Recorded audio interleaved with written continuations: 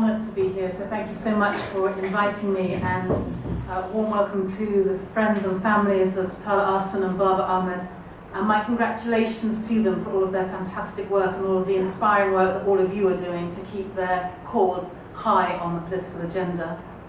And I wanted just to start really by paying tribute to the courage and conviction of each and every one of you, as well as the friends and families of other men and women fighting the damage and devastation caused by the UK's extradition laws, who simply just want justice done for their loved ones. And as we reflect today on the conditions in which Babar and Talha are held, I cannot imagine what it's like to be in their position, but I do know that they must take some comfort from the unceasing efforts of so many to speak out on their behalf.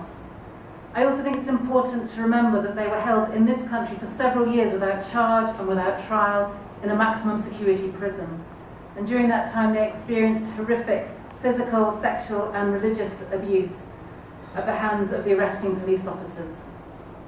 So while it's right to point the finger at the US, it's also right to remember that the UK has responsibility for the nightmare that these two men are still enduring.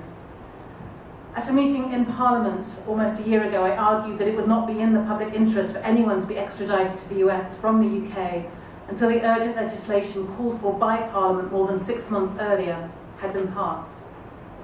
Now you'll know that the law has now been changed, but perhaps cynically not in time to give Babar and Talha the protection they, like every other British citizen, deserved. As British citizens, accused of serious crimes they are alleged to have committed in this country, they are still being denied the right to trial in a British court. A right that, it's worth noting, has been seriously undermined even further in the last few weeks by this government's so-called Justice and Security Act, which shockingly gives the green light to secret trials.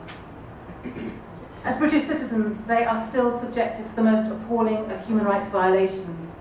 I know many of you feel deeply disappointed and frankly baffled that the European Court could possibly rule that there will be no violation of human rights for those facing life and solitary confinement in supermax conditions.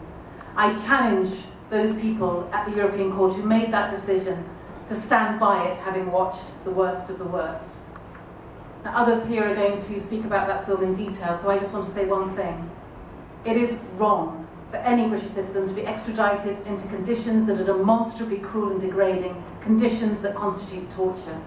And I will continue to do everything that I can as an MP to support those who want Babar and Talha brought home and to try to prevent anyone else suffering their fate. And as President Obama and David Cameron's discussion on Europe were beamed across the world on our television sets earlier this week, I'm sure I wasn't the only one watching their discussions thinking, what about Babar, what about Talha? And also, what about Shaker Aamer, who despite the US and UK's so-called special relationship, remains detained in Guantánamo Bay without any charge being brought. Babar and Talha may be in solitary confinement, but they are not alone. There is a whole community of people fighting hard on their behalf to expose what is still happening to those two men and to bring an end to the incarceration in the Northern Correctional Institution and to bring them home. That's an enormous challenge, and one made all the harder because of the distance that separates Babar and Talha from us, physically and in so many other ways too. Who here can really imagine what they're going through? But equally difficult is imagining a future in which we're not horrified by Babar and Talha's stories, and that, in a way, I think can give us some hope.